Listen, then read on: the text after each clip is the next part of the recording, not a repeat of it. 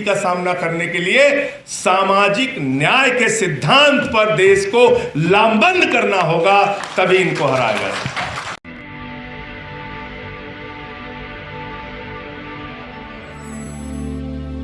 कन्वर साहब, जावेद अली साहब, आशुतोष भाई, रतनलाल जी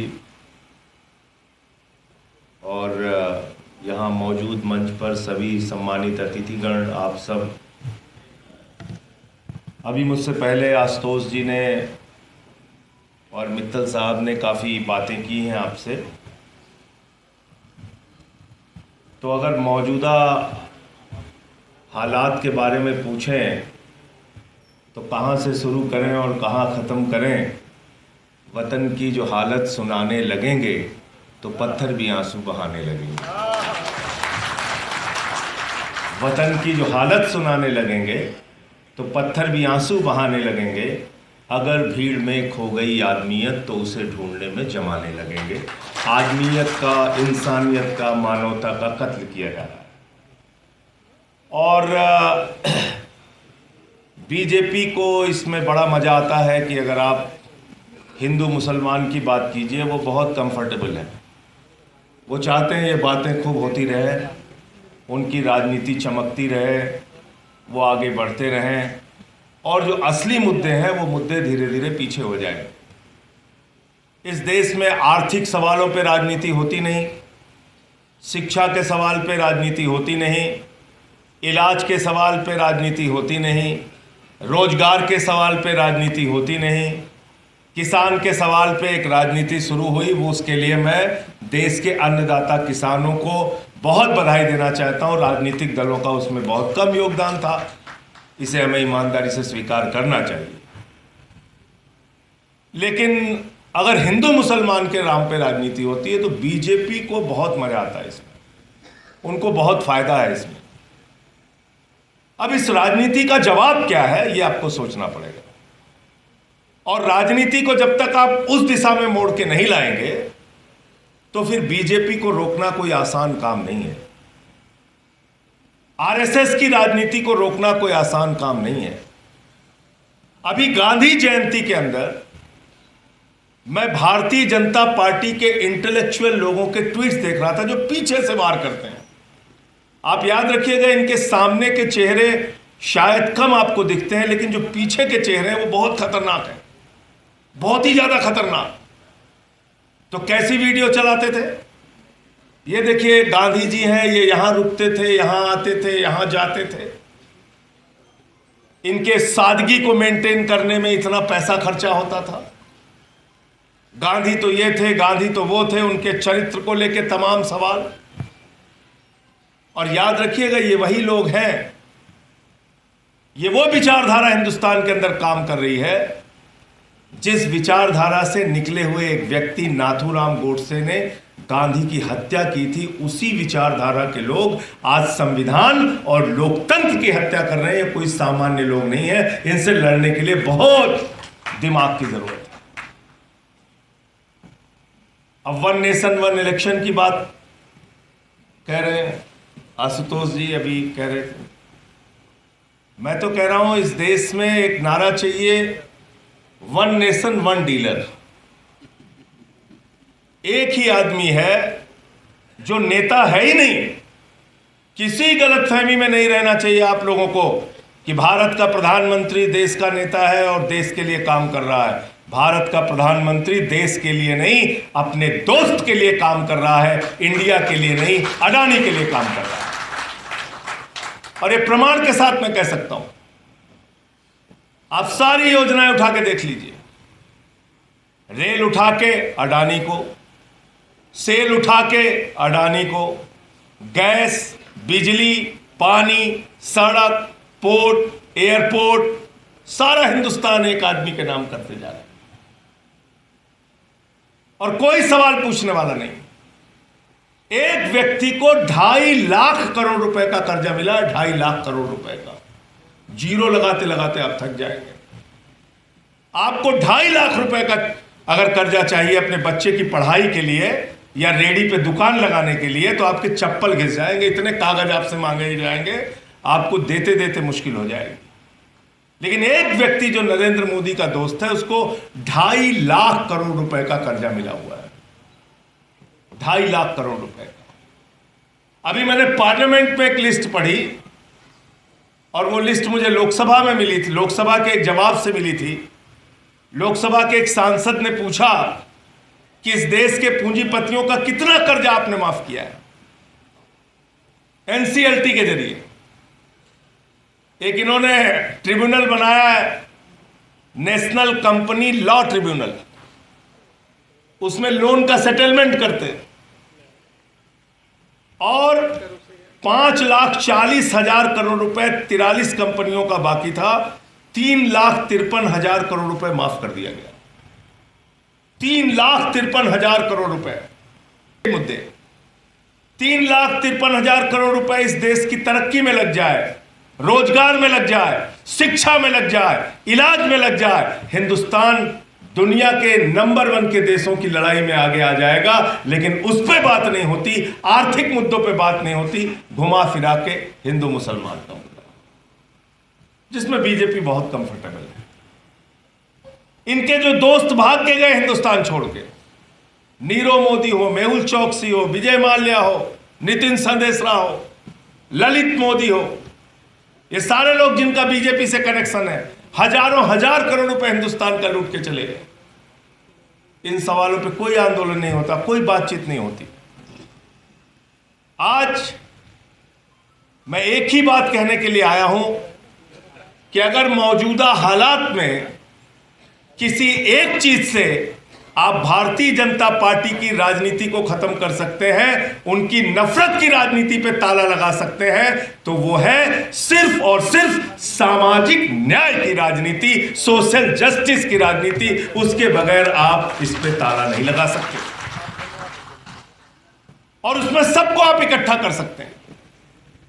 जब आप सामाजिक न्याय की बात करते हैं तो आदिवासी की भी बात होगी, जब आप सामाजिक न्याय की बात करते हैं तो दलितों की भी बात होगी, पिछड़ों की भी बात होगी, मुसलमानों की भी बात होगी, बौद्धों की भी बात होगी, सिखों की भी बात होगी, अल्पसंख्यकों की भी बात होगी। तो सामाजिक न्याय सबसे बड़ा मुद्दा है जिस पे सबको लामबंद करके, एकजुट करके यह कहना चाहिए कि हम इस देश में रहते हैं बाबा साहब डॉक्टर भीमराव अंबेडकर के संविधान के मुताबिक, किसी नरेंद्र मोदी और योगी के फरमान के मुताबिक नहीं। यह आपको बोलना पड़ेगा। और जब यह आप बात बोलते हैं तो तस्वीर बिल्कुल खुले तौर पे साफ दिखाई पड़ती है। आपको लगता होगा कि इस देश में मुसलमानों के साथ अत्याचार हो रहा है, इससे इनकार नहीं है। लेकिन आप जरा उस दलित परिवार के बारे में सोचिए जिसका बेटा सीआरपीएफ का जवान है। इसी बुलंदशहर में शादी में उसको घोड़ी पर नहीं बैठने दिया जाता। जरा उस दलित परिवार के बारे में सोचिए, मध्य प्रदेश के अंदर घर में मौत हो गई, मौत के बाद वो अर्थी लेकर पहुंचे, उस शमशान में चले गए जहां पर उनको अपने घर वाले का अंतिम संस्कार करने की इजाजत नहीं है। आप जरा उसके बारे में सोचिए कि जयपुर के अंदर एक मंदिर में शादी के बाद एक दलित जोड़े को मंदिर के अंदर प्रवेश नहीं करने दिया गया। आप सोचिए कर्नाटक के अंदर एक सांसद जो दलित समाज का था, भारतीय जनता पार्टी का था, भारतीय जनता पार्टी का शासन था, एक गांव के अंदर उसको घुस के उद्घाटन नहीं करने दिया गया। कितनी मानसिक पीड़ा झेलनी पड़ रही है, कितना अत्याचार समाज के एक बड़े तबके पे हो रहा है, इसकी आप कहानी लिखेंगे, अंतहीन गाथा है। इन मुद्दों को उठाइए और इस पे एकजुट हो जाइए। देखिए, इनको भागने का रास्ता नहीं मिलेगा, भागने का रास्ता नहीं मिलेगा। आज मैं जब यहां आ रहा था तो एक सभा से होके आया, उसमें केजरीवाल साहब ने एक ट्वीट का जिक्र किया। भारतीय जनता पार्टी के एक नेता हैं, उत्तर प्रदेश के ऊर्जा मंत्री हैं, वो अपने ट्वीट में लिख रहे हैं, हरामी के पिल्ले, हराम जादे। ऐसी भाषा का इस्तेमाल, ऐसी भाषा का इस्तेमाल बीजेपी का मंत्री कर रहा है अपने ऑफिशियल हैंडल से। ये हो रहा है इस देश के अंदर। खुली छूट है नफरत फैलाने की, समाज को बांटने की। आज सवाल पूछा क्यों नहीं जाता? मैं तो बार बार कहता हूं, जैसे ही रामनाथ कोविंद जी देश के राष्ट्रपति बने, पूरे देश में बीजेपी वालों ने डंका पीटा, देखो हमने एक दलित समाज के व्यक्ति को राष्ट्रपति बना दिया, देखो हमने एक दलित समाज के व्यक्ति को राष्ट्रपति बना दिया। लेकिन जब राम मंदिर का शिलान्यास हो रहा था तो बीजेपी अपनी मानसिकता से बदली नहीं। उन्होंने कहा मोदी जी जाएंगे, योगी जी जाएंगे, राज्यपाल आनंदीबेन पटेल जाएंगी। मैं सवाल पूछना चाहता हूं इस सभा में, जब योगी जी मुख्यमंत्री के तौर पे जा सकते हैं, उनके साथ राज्यपाल आनंदीबेन पटेल जा सकती हैं, देश के प्रधानमंत्री नरेंद्र मोदी जा सकते हैं, तो देश के राष्ट्रपति रामनाथ कोविंद क्यों नहीं जा सकते? क्योंकि वो दलित समाज के हैं, उनसे मंदिर का शिलान्यास नहीं कराया जाएगा।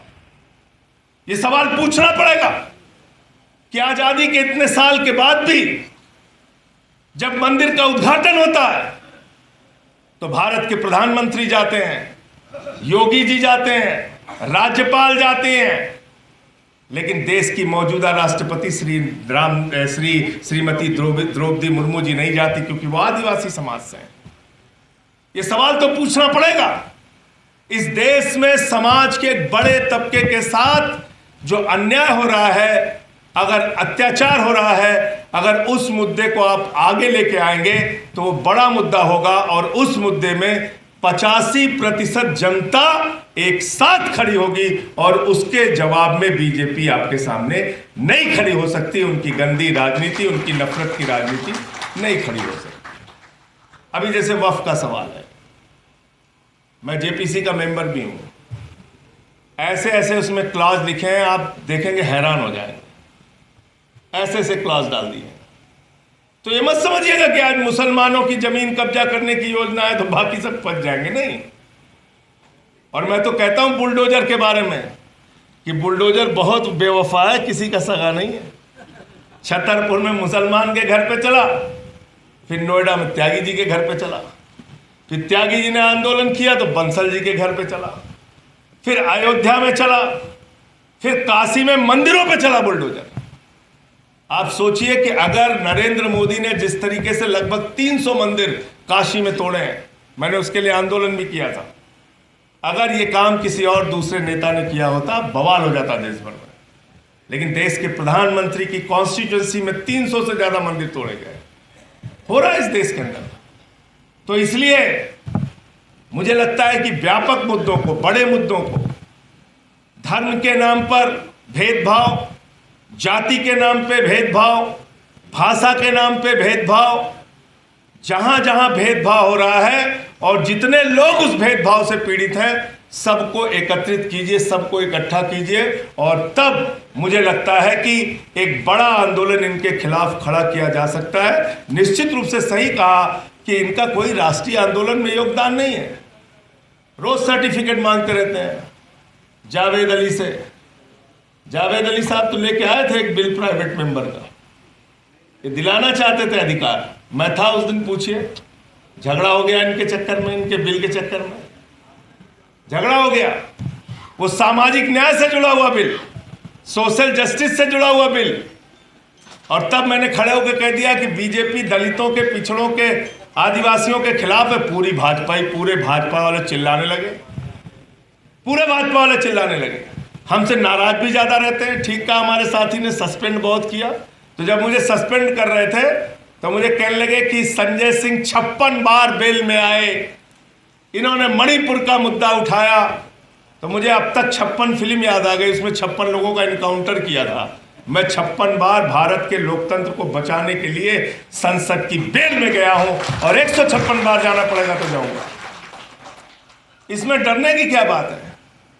मैंने किसानों का मुद्दा उठाया, माइक तोड़ दिया। बड़ी आलोचना पूरी देश में हुई मेरी कि माइक तोड़ दिया संजय सिंह ने संसद में।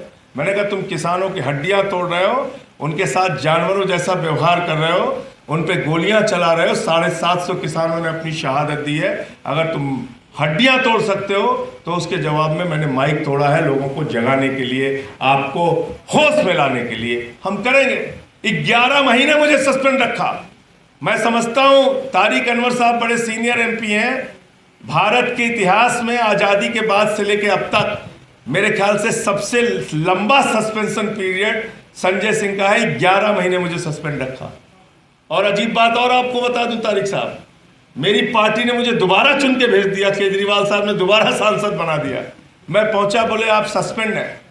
मैंने कहा भैया पिछला साल कार्यकाल बीत गया। बोले नहीं, नए कार्यकाल पे भी लागू होगा। ये कोई हंसने वाली, ये जावेद अली है, इसके गवाह हमारे साथ में राज्यसभा में, पूछ लीजिए सांसद जी। मुझे बोले नए कार्यकाल पे भी वो सस्पेंशन लागू होगा। मैं हैरान रह गया, मैंने कहा ऐसे कैसे लागू होगा? बोले लिखित माफीनामा आपको देना पड़ेगा। मैंने कहा मैं संघ में नहीं रहा हूं भैया, मैं नहीं दे पाऊंगा। कोई इस सब चक्कर में मत रहिए, गलतफहमी में। कहने लगे वो मामला कुछ हो गया था इसीलिए आपको जानते हैं ना, आप सस्पेंड क्यों किया गया? हमने कहा मैं खूब जानता हूं। बोले क्या? हमने कहा मैंने नारा लगा दिया पार्लियामेंट में, मोदी अडानी भाई भाई, देश बेच के खाई मलाई। उसी दिन आ गए बीजेपी वाले मेरे पास, बोले तुम्हें जरूर पक्का जेल में भेजेंगे। भेज दिया जेल। 6 महीने जेल में रहा। 13 दिन तक मुझे कोठरी से निकलने नहीं देते थे। जब मेरा ब्लड प्रेशर चेक करने के लिए निकालते थे तो 4 पुलिस वाले, पूरा अनाउंसमेंट होता था, वार्ड नंबर 1, 2, 3 के बंदी भाई अपने अपने बैरक में चले जाएं, और सब बंद होते थे। सब वहाँ से फिर मुझे वहाँ ले जाते थे, मेडिकल चेकअप करा के लेके आते थे। और जहाँ मैं रह रहा था, जिस कोठरी में, वहाँ भी CCTV लगा रखा था। 24 घंटे हमको देखते थे। तो मैं वहाँ टीवी ऑन करके, टीवी सब में लगा रहता था, कोई अकेले मेरे में नहीं। तो मैं वहाँ टीवी ऑन करके फिल्में ऐसी देखता था जिसमें हंसा जा सके। मैं आपको बता रहा हूँ अपने जेल का अनुभव। और मैं फिल्में देखता था, और फिल्में में फिर जो मजाकिया सीन होती थी उस पर हंसता भी था खूब आराम से, जो है। फिर 13 दिन के बाद मैं गया भाई सुपरिटेंडेंट के पास। मैंने कहा भाई जो एक सामान्य कैदी का अधिकार है उतना तो अधिकार दो मुझे। बोला ठीक है साहब, आप वॉक कर सकते हैं। तो मैं पुलिस के अधिकारियों से उनसे मिलता था, तो उनको ये रहता था कि ये दुखी क्यों नहीं हो रहे हैं। मैंने कहा किस बात के लिए दुखी होना है?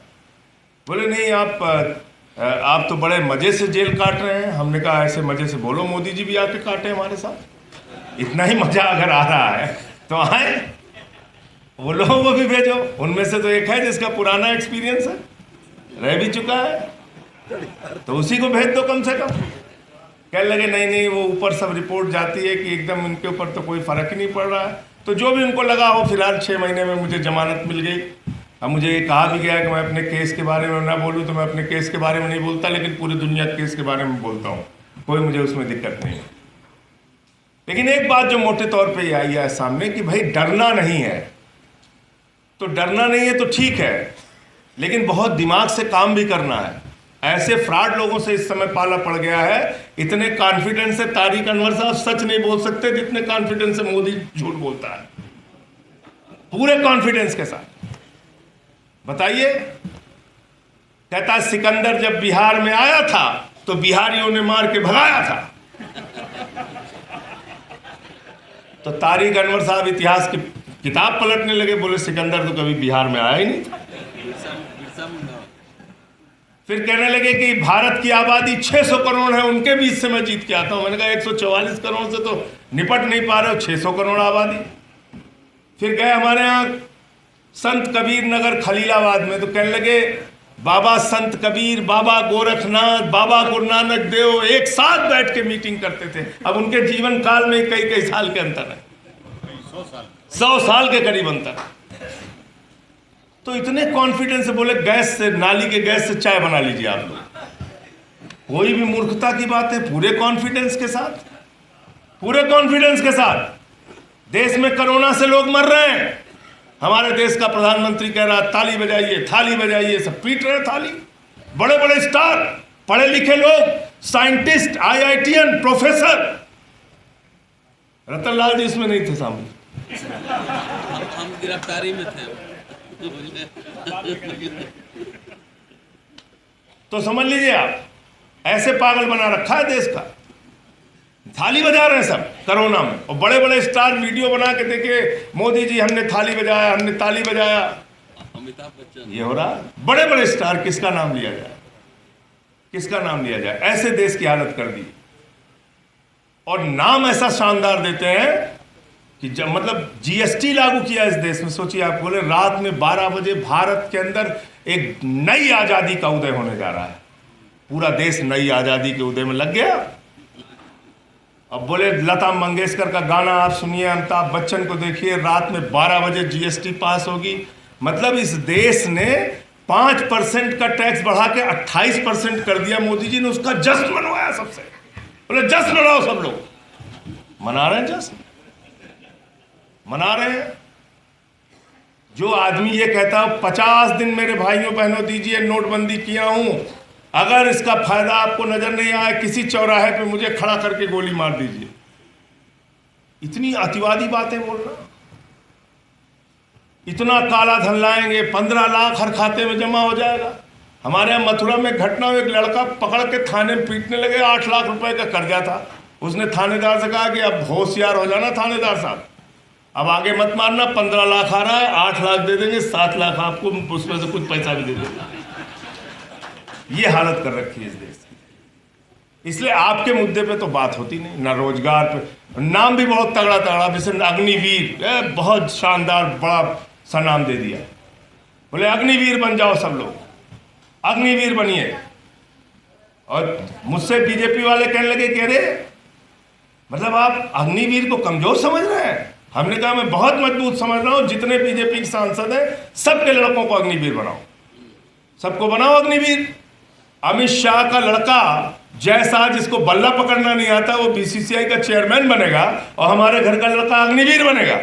4 साल के ठेके पे आप भारत की सेना को रखेंगे, और उसके बाद आप राष्ट्रवादी भी हैं।